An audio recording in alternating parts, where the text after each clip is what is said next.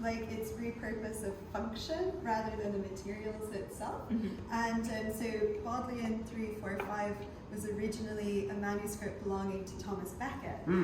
So this is why this is really interesting as a saint's book, because we do know that one saint's book belonging to Thomas Becket was used as a relic book and put with the shrine of Becket in the Canterbury, where pilgrims could come view it with his other relics and pray to it. But what I found, and what Christopher found as well, is going to look at the rest of his manuscripts that survive. They're not treated as relics whatsoever, that they're treated as part of the working library of Canterbury.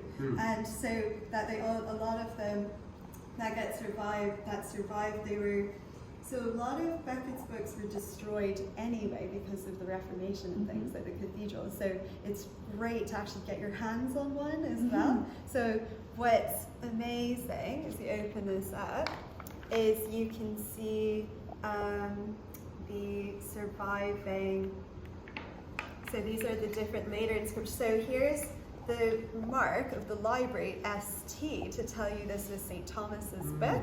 But it's not marking it because it belonged to a saint, it's connecting it to a catalogue.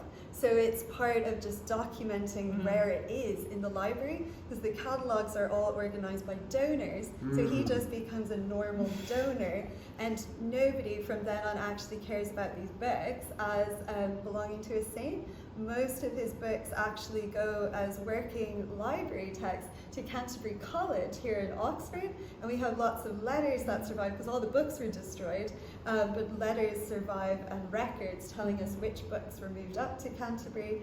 And we know that when students of Canterbury left the cathedral to come up, they were actually given 5 shillings that was like basically blessed at the shrine. So they're going up to the college in the memory of Becket and things, but they don't care about his books. So they're just like, whatever.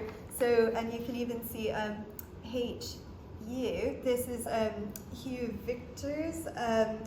Victoria's commentaries. So this is just shows in an earlier catalogue that's alphabetical, it's shelf marked. So because they have so many copies of different things, Canterbury has like England's largest medieval library, and so they're just connecting exact copies up, because we do know that they've made lists of missing books and things. So we know Edward II actually borrowed a life of St. Becket and took it back with him to London, and it's on a missing book list, and they're like, that king, I can't believe he took it from us. And what I love here is that these are all later notes, and these dots are actually what Christopher de Hamel connects as being Canterbury use. So that's, we know that this book was reused by monks and things at Canterbury, and probably students studying there, and that's why it wasn't in the college collection that got destroyed and how it survived. And so that's, I love people just kind of going through Becket's books and just being like, whatever, this is a study tool now. So it's just really interesting. And so you can see all the different types of use and things in it. So that's why I love it so much. So I'm just like, yay, so exciting. It's so great.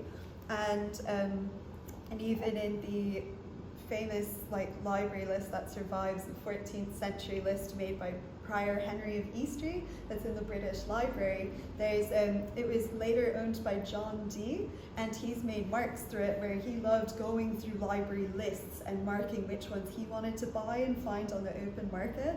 And he even, I know he owned a printed copy of the Life of St. Becket, but again, he didn't care that it was a saint's book. He was just marking off legal texts and classical texts that were owned by Becket to just put into his own collection.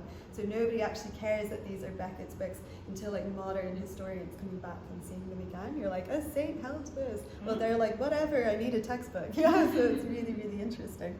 And I was like, yeah, so that's that one. Wonderful. Yeah, it's really great.